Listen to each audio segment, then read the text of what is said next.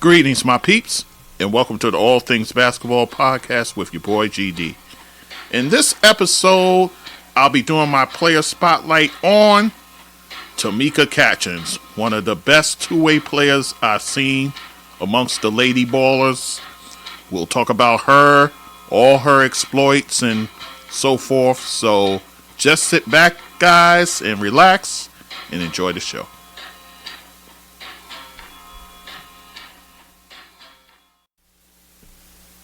Okay, guys, it's your boy GD back with the All Things Basketball with GD podcast. And guys, as promised, I have another player spotlight I like to do. This one is near and dear to me. This player, I've been following her career for quite a while. Two-way player, one of the best to ever do it, and a phenomenal talent. For her to reach the goals that she reached, given those barricades, if you will, is a testament to her hard work and her dedication to the game of basketball. And I am talking about Tamika Catchings, guys. She's born Tamika Devon Catchings. She was born July 21st, 1979.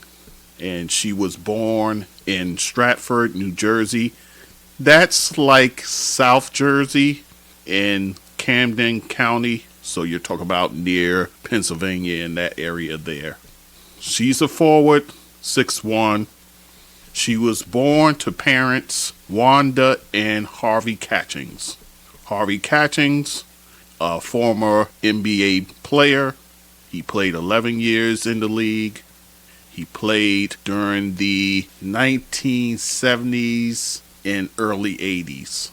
Played 11 years. He played with teams like the Philadelphia 76ers, also the New Jersey Nets when they were in Jersey, the Milwaukee Bucks. He spent a great deal of time with the Bucks and then with the LA Clippers as well.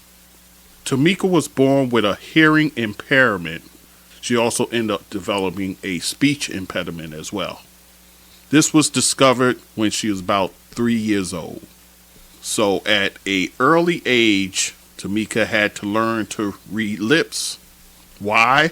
Because she was wearing the hearing aids, but one day after school, this was like in the second grade, after being teased about her having to wear the hearing aids, on her way home, she threw them in a field and left them there. Her parents went to go and find them. They couldn't find them. So they said, look, getting those hearing devices, that was a bit of an undertaking. So what you're going to have to do from here on out is read lips, which she ended up doing.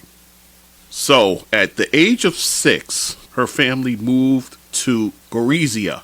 And that's a small city in Italy where her dad, Harvey, would continue his basketball career. While she was out in Italy, they would meet another basketball family. And the father of that family, Joe Jellybean Bryant, who also played overseas in Italy. And it was there where she met an 8-year-old Kobe Bryant. And they forged a friendship that would last well after their eventual return to the States.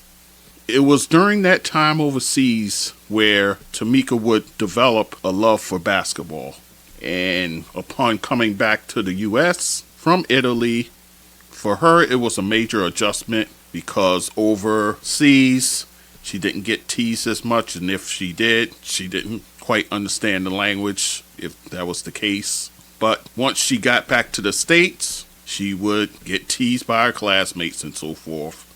So for Tamika, her safe haven was being around family and, of course, being on the basketball court. Those were her places where she felt safe. She would end up attending Adelaide East Stevenson High School in Lincolnshire, Illinois. And she attended there between 1993 and 1995. She played with her sister, Taja. While playing there, the team won 2 state championships. Tamika already making a difference on her basketball team. She became the first undergraduate Miss Illinois basketball at the age of 15. She was also a two-time All-American while she was at the Illinois high school. She would then transfer from that high school to Duncanville High School in Texas. And while she was at this high school, not only she played basketball, she also played volleyball and actually helped that volleyball team win a state championship. And then also, while playing on the basketball team, they won a state championship there as well. And she was named Texas Miss Basketball and also Naismith National Prep Player of the Year in 1997.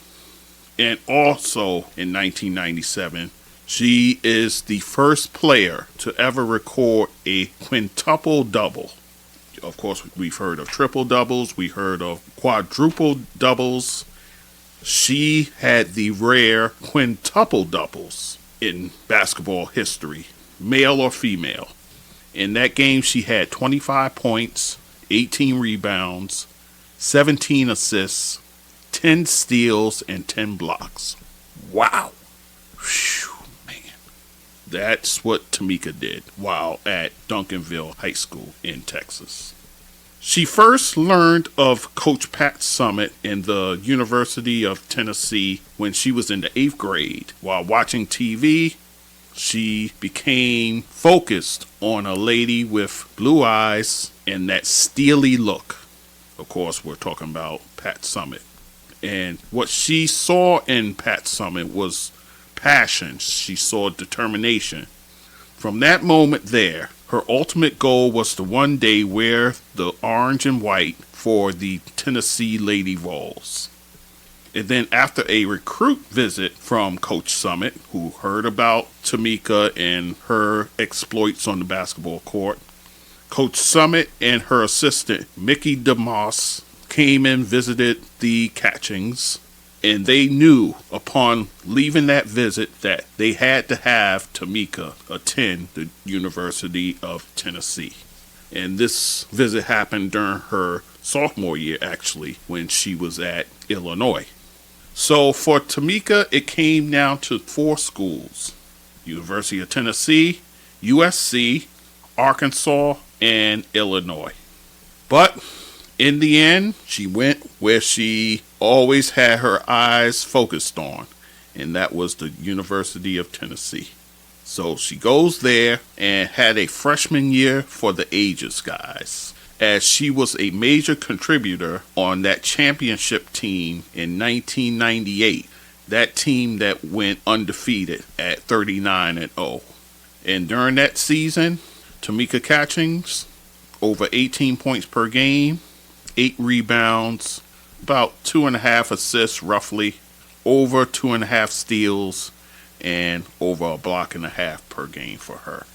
And she would form what would be called the 3 Meeks.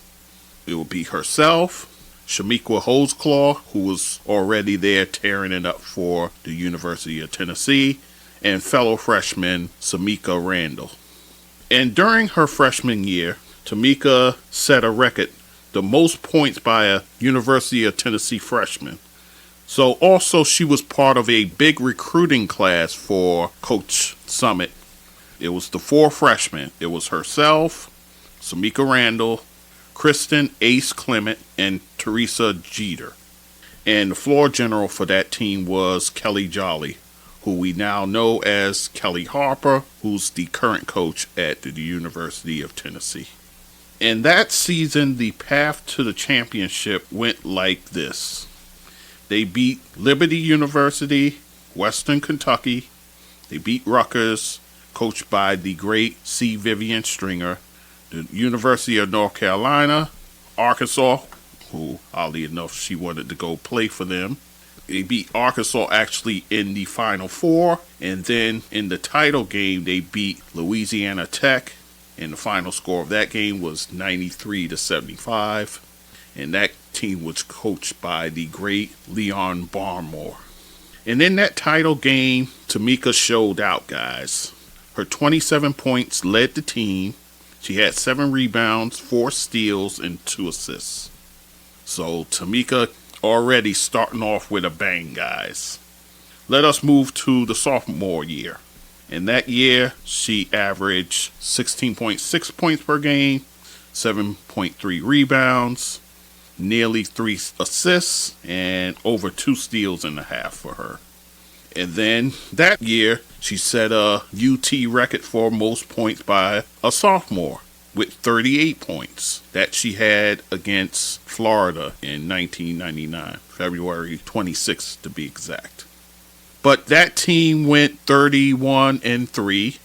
They ended up losing to Duke in the East Regional Finals there. So they made it to the Elite Eight, but fell to Duke.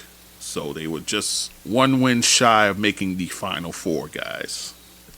Then came her junior year. The team finished 33-4.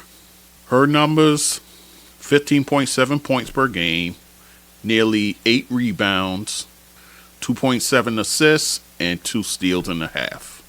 And in that season, they would make it all the way to the finals again. And along the way, they beat Furman University, University of Arizona, University of Virginia, Texas Tech they beat as well. And in the Final Four, they beat Rutgers. But they lost. They lost in the finals to the University of Connecticut, coached by the great Gino Auriemma, and they lost that game 71-52. And that team had the likes of Swing Cash. They had Sue Bird on that team, Svetlana Abrinsamova.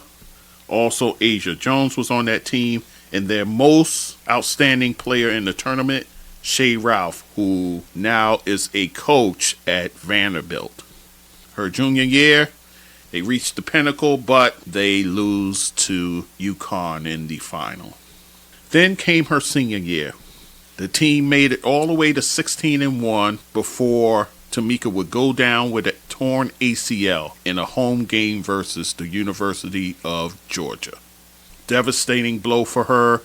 That season, she averaged over 15 points per game, nearly 9 rebounds, nearly 3 assists, 1.8 steals, so you might as well say nearly 2 steals per game, and over a block per game.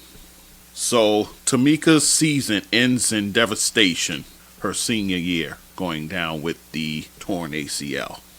She would go on, and by the way, that game took place on Martin Luther King's birthday on January 18th, 2001. Tamika would end up graduating. She graduated, getting her degree in sports management, and she would come back later and get her master's as well. Coming out of the 2001 season, she would then enter the draft for the WNBA. While still recovering from her knee injury, she ended up being picked 3rd in that draft. The players that went above her was Seattle at the number 1 pick, taking Lauren Jackson coming out of Australia. And then the 2nd pick for the Charlotte Sting, a franchise that is no longer in play. And they chose Kelly Miller of the University of Georgia. In fact, one of the Miller twins. So Tamika ended up sitting out the 2001 season while rehabbing her knee. So she ends up playing the following season. And in that following season, being her rookie season, she would start her WNBA career off with a bang, guys. She averaged 18.6 points per game, 8.6 rebounds, 3.7 assists, nearly 3 steals per game, and well over a block per game for her. She would make the All-Star team as a rookie. She would be named first team All-WNBA. She was 2nd in Defensive Player of the Year votes and 3rd in MVP votes. That's coming out of her rookie season, guys. And the team itself, the prior season, they finished 10-22. With Tamika, they finished with a 500 record, 16-16. That team was coached by Nell Fortner, and they did make the playoffs that season with the 500 record, but they lost to the New York Liberty 2-1. So guys, we fast forward to her 4th season in the WNBA. And that would be 2005, where she would win the first of her 5 Defensive Player of the Year awards. And the team would have its best record so far in her career at 21-13.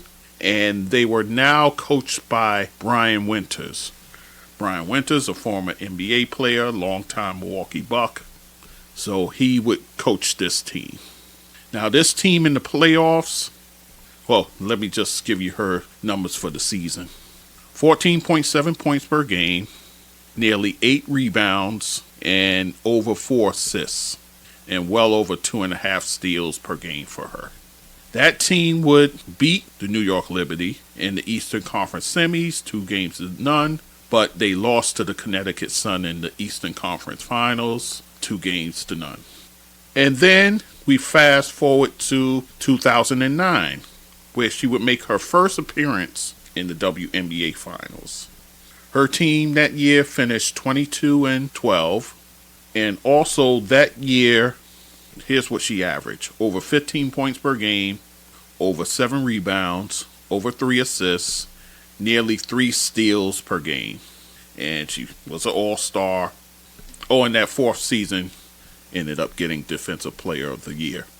So, in getting to that point, they beat the Washington Mystics 2-0, and then they followed that by beating the Detroit Shock 2-1, before losing in the finals to the Phoenix Mercury in a grueling 5-game series, which the Mercury took 3-2. On that Mercury team was, of course, Diana Taurasi. She was on the squad. Penny Taylor. Cappie Pondexter was on that team. And a rookie named Dewana Bonner, who we now see with the Connecticut Sun. It was under Lynn Dunn, by the way. And this was her 2nd season with Katie Douglas. They acquired Katie Douglas from the Connecticut Sun, guys. We fast forward now to her 2011 season, where she wins the league MVP. Her numbers: 15.5 points per game, over 7 rebounds, 3.5 assists, and 2 steals. Another all-star appearance for her, and the team finished 21-13. And in the playoffs, they beat the New York Liberty 2-1, but lost to the Atlanta Dream 2-1. Then came the summer of 2011. And during that summer is when she got the news about her former coach, Pat Summitt, that she was diagnosed with early onset dementia. So, Tamika, being devoted to her former coach, she decided to dedicate the 2012 season to Pat Summitt. And that season would be where she would reach the ultimate, guys. The team finished 22-12. They were 2nd in the East. Her numbers for that season: 17.4 points per game, 7.6 rebounds, over 3 assists, over 2 steals. And another Defensive Player of the Year for her. Oh, by the way, that season she did not make the All-Star team, oddly enough. But that team would enter the playoffs. They would beat the Atlanta Dream, thus righting a wrong from the previous season, 2-1. They beat the Connecticut Sun, 2-1. And then they entered the finals against the Minnesota Lynx. Minnesota Lynx, who were coached by Cheryl Reeve, who is still the coach of that team till this day. And that team had on it the likes of Maya Moore, someone I did a player spotlight on a year ago. Also on that team, you had Lindsay Whalen and Simone Augustus. The Indiana Fever would start that series, well, the first 3 games were without Katie Douglas, who actually got injured in the series against the Connecticut Sun. It was an ankle injury. So she missed the first 3 games, but that did not deter this Indiana Fever team. You had people step up like Aaron Phillips, also Shavante Sellis, and Brianne January. And of course, Tamika Catchings herself playing outstanding basketball. And in that game 4, Tamika would score 25 points, 8 assists, 4 rebounds, and 3 blocked shots to secure the win over the Minnesota Lynx and thus winning the WNBA championship. So Tamika rising above it all to win this championship. Good for her. And then she would reach the finals one more time, and this would be 3 seasons later in 2015. And this time with a new coach who was an assistant coach under Lynn Dunn, who won them the championship in 2012, and that's Stephanie White. Stephanie White, who now is the Connecticut Suns coach. But she coached Indiana, and in her first season, they reached the WNBA Finals. Along the way, they beat Chicago, New York Liberty, only to lose in a rematch to the Minnesota Lynx. This time, they added a major piece, Sylvia Fowles, and they end up winning that series in a grueling one again, 3-2.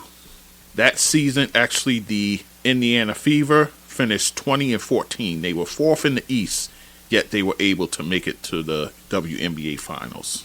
For that season, Tamika averaged over 13 points per game, over 7 rebounds, over 2 assists, and nearly 2 steals per game. And then that season of 2015 would be her last All-Star appearance. Also in that season, she was all defense, second team, and all WNBA second team. So she reached the finals in that season. Then the next season would be her last, 2016. The team finished 17-17, kind of way her career started with the 500 record. It ends that way. 3rd in the East, and they would lose in the first round.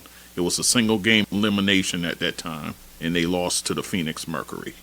Tamika for that season finished 12.7 points per game, nearly 5 rebounds, nearly 2 assists, and nearly 2 steals for her.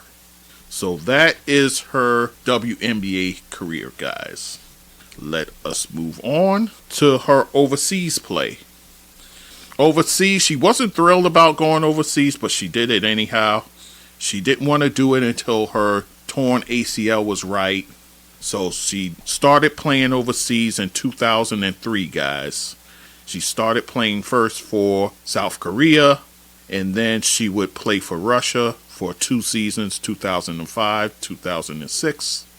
Then she would go back to South Korea to play for 2 seasons, 2006, 2007. And then she would play for Poland, 2008, 2009. And for Turkey, 3 seasons there, 2009 through 2011. With 1 year playing with her Indiana Fever teammate, Katie Douglas. Now to her international exploits as far as playing for her country. She began playing for the USA at the age of 17 years old in the Junior World Championships in Mexico. That team would win a silver medal. Then she came back in 1997 to play in the FIBA Junior World Championship.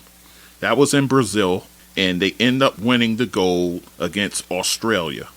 And on that team, Tamika was second in scoring and first in rebounds. Then also, she will represent her country as a junior once again, 1998, at the Williams-Jones Cup Championship in Taiwan, and also won gold. So Tamika Catchings, getting her bearings as far as playing with the USA type of squad. The 2004 Olympics in Athens. The coach of that team was Van Chancellor, long time with the Houston Comets, and that team would end up getting gold.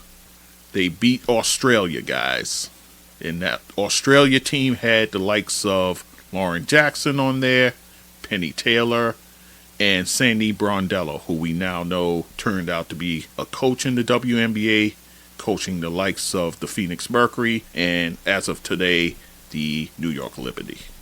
On that team that she played with was Dawn Staley, who she still holds in high regard as a mentor of hers. Also Lisa Leslie, Cheryl Swoops, Tina Thompson, Katie Smith, Yolanda Griffith, Shannon Johnson, Sue Bird, Diana Taurasi, Ruth Riley, and Swing Cash. And it is overseas there where Tamika and Swing Cash developed a very tight bond that still stands till this day.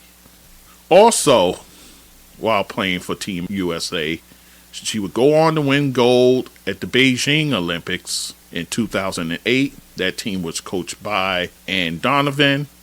And then for the London Olympics, they would go on to beat France to get the gold. That team was coached by Gino Auriemma.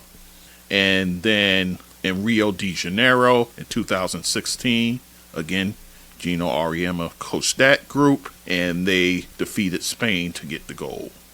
She also played in the World Championships, winning gold in China in 2002, which is her real taste of international play, and Czechoslovakia in 2010. She would get bronze, though, in 2006 in Brazil. So, Tamika, well decorated as a player for Team USA. Now, let's talk about her outside of the court, guys. She initiated her Catch the Stars Foundation, and that foundation was started in 2004, and it's benefiting underprivileged kids to succeed in academics and sports in Indianapolis, which is where she played. And as of this date, guys, it has benefited over 15,000 kids. Definitely kudos to her for that. Also, she was a strong voice advocating against gun violence and police brutality. She also kneeled along with her teammates in solidarity of Colin Kaepernick. Also, she joined Carmelo Anthony in LA for a town hall meeting discussing violence by and against police officers, and this was in 2016. Tamika Catchings, using her voice for change, using her voice for the common good of humanity. Upon her retirement, she did do analyst work for the SEC network, and this was in 2017, and for the SEC ESPN as well. She purchased a tea shop, guys, called Tease Me Cafe, in hopes that it will grow much like Starbucks, as being strictly for tea drinkers. She has now expanded to 3 locations in Indianapolis, so Tamika, also the entrepreneur here. She worked as a director of player programs and franchise development for the Indiana Pacers, the Indiana Fever, and the Fort Wayne Mad Ants. She was part of a developmental committee for USA Basketball as well. She once served as a vice president of basketball operations and GM with the Indiana Fever. She got the job in 2019 and kept it until 2022. She was recently named to coach one of the teams at the Rising Stars tournament in Indy, and that was just this month, in fact. She also has given to causes that helps those with hearing impairments, one of which is at her alma mater, University of Tennessee. So she is given to much causes in that regard. She does speaking engagements as well at schools, corporations, etc. And she was one of the keynote speakers at the Celebration of Life ceremony for her late coach, Pat Summitt, as well. So with that said, guys, let me run through her accolades right quick. While in high school, I mentioned the 3 state championships that she won, 2 of which with Illinois, 1 with Texas.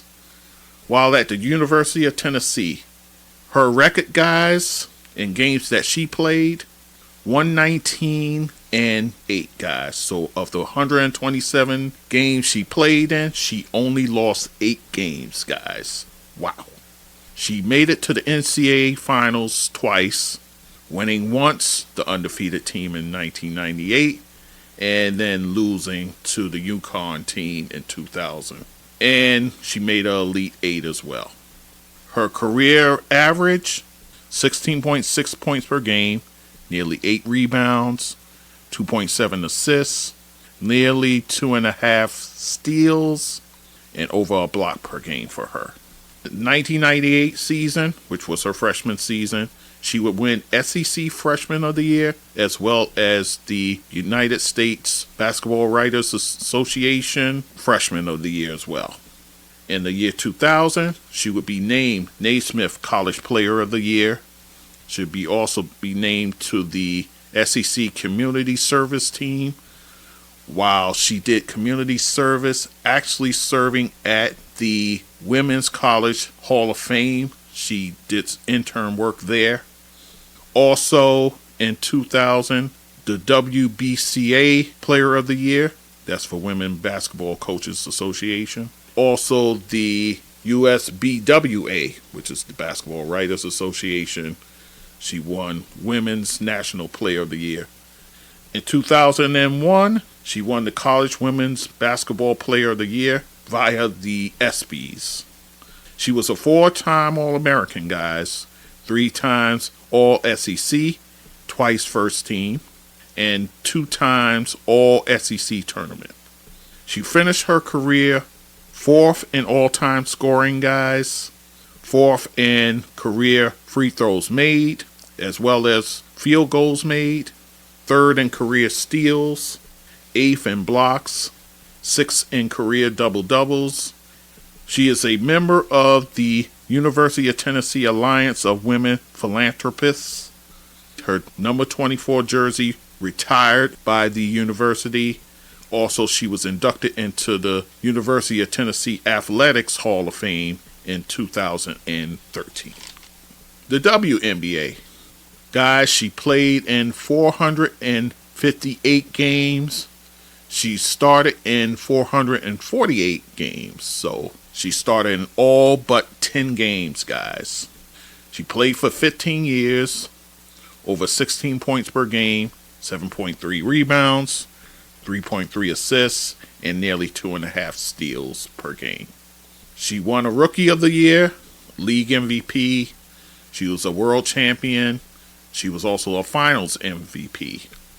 10-time All-Star, 12 times All-Defense, 10 times she was First Team, 12 times All-NBA, 8 times First Team, 5 Defensive Player of the Year awards. She led the league in steals 8 times, guys. She is, upon her retirement, number 1 in career steals. She was 2nd in career points and career rebounds upon her retirement. Oh, also, she is a 3-time Kim Perrott Sportsmanship Award winner. She won an ESPN Humanitarian Award in 2015. As far as playoffs, guys, upon her retirement, she was number 1 in points, rebounds, and steals. Of her 15 years, she played in 13 playoffs, 12 straight at one time. She made 8 conference finals. In those 8, she made 5 straight. Her number 24 jersey retired in 2017. She was named to the WNBA's top 10 lists, top 15 lists, top 20 lists, and most recently in 2021, she was named to the top 25 players of all time as well. Overseas, she won a Polish National League championship in 2009, and 2 times she won a Turkish Cup championship in 2010 and 2011. In the Olympics, guys, her record while playing with Team USA, starting in 2002, 58-1, guys. 4 Olympic gold medals. The only players with more than her 4 would be Sue Bird and Diana Taurasi, who recently won their 5th. She has 2 World Championship gold medals and 1 World Championship bronze. Guys, she was inducted into the Naismith Hall of Fame in 2020. Also in that class, her buddy who she first met in Italy, the late Kobe Bryant, as well, was in that class of 2020. She also was inducted into the Women's College Basketball Hall of Fame in 2021 and in the NFHS National High School Hall of Fame, and that happened just last year, 2023. So, guys, that is the resume of Tamika Catchings, a player who dealt with, again, torn ACL. She also dealt with a myriad of foot injuries also, guys. But that didn't deter her. That didn't stop her any. And I mentioned at the beginning, her having the hearing impairment and the speech impediment, that did not stop her at all. She was determined. She was focused on achieving her goals. That being in the field of basketball, she did that and then some, guys. So, guys, we salute Tamika Catchings.